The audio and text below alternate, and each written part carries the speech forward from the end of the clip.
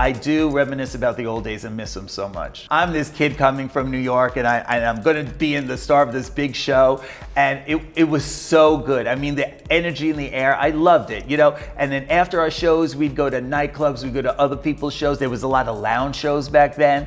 I mean, it was just more electric in the air. So in 1985, when we got here, doing a drag show was a little bit, you know, risque. So people still came though, because it was a little naughty thing to do back then. You'd come to Vegas, you'd see the male or the female strip shows, you'd see the drag show, because they didn't have this in your backyard. Nowadays though, this is like, you go to the library. Yeah, you could go to the library and the librarian's in drag.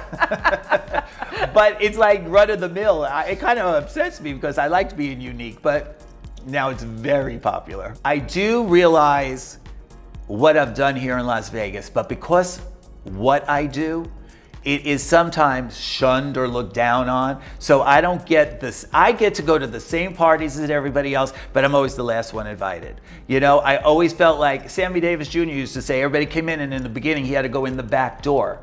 Same thing. I feel like, oh, let's have Frank come, but he's going to use the other entrance. So I have to work twice as hard to get half as far because of the type of entertainment it is.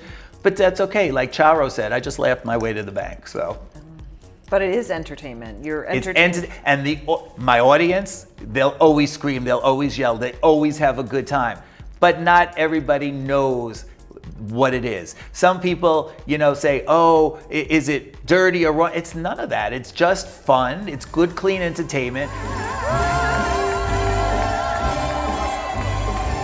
Lots of crazy moments. One that really sticks out in my head, 1986, Joan Rivers sued me for $5 million. It was my 15 minutes of fame on the cover of the National Enquirer.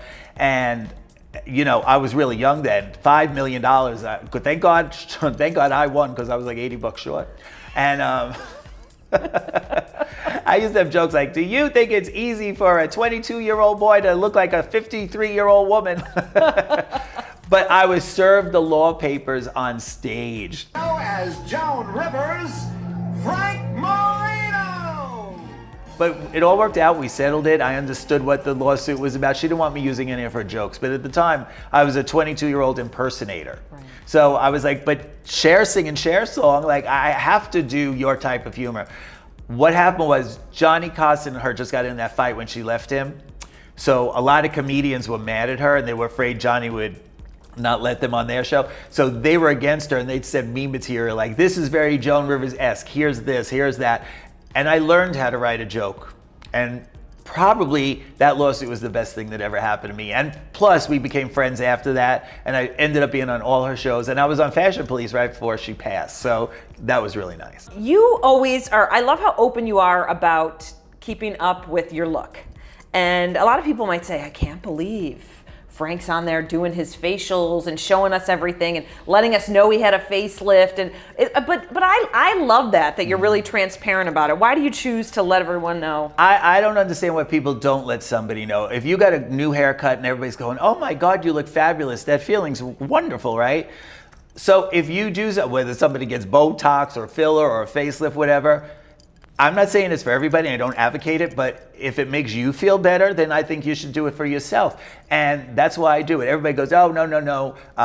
You do it so everybody says you look good. No, I really do it so that when I look in the mirror, I'm happy with it.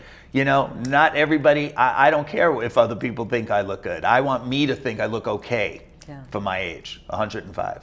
I mean, you look incredible. Thank you.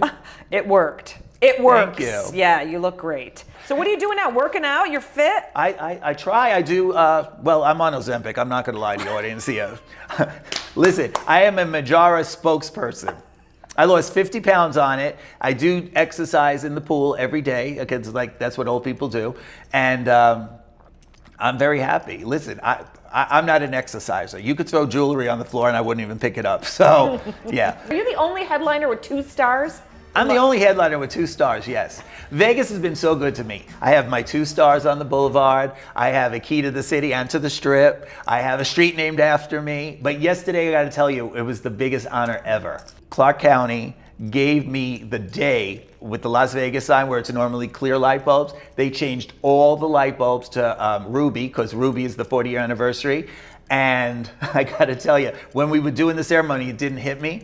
But I went back last night and I saw like thousands of people taking their photographs in front of it. And they had a big sign, it's red today because it's Frank Marino's 40th anniversary. And I thought, this is like the most famous thing in Las Vegas. Everybody's taking their picture. And what an honor it was that they went out of their way to change it and do that for me. So that was one of the best highlights of my entire career. So I'm very happy for that. I think people know that you come out and you're the star of the show and you begin the show and you're so funny, but your hands are in it. You're helping to pick, cast the show. Yes, Yeah. I pick everybody that's in the show, and then I'll groom them and I'll help them, make themselves better.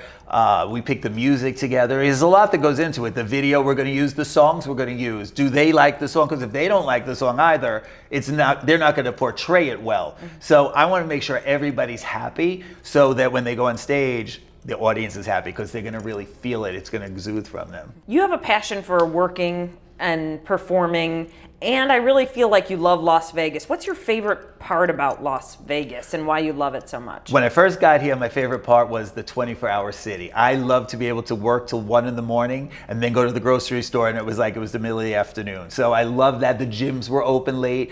Now it seems that a lot of these things are closing earlier, but that's what really made me excited when I got here. That, and then, of course, the glitter. Everything I like is glitter. Ladies and gentlemen, here's to many more years of glitter glamour and not one pair of sensible shoes. You guys are amazing. Thank you so much. Mwah.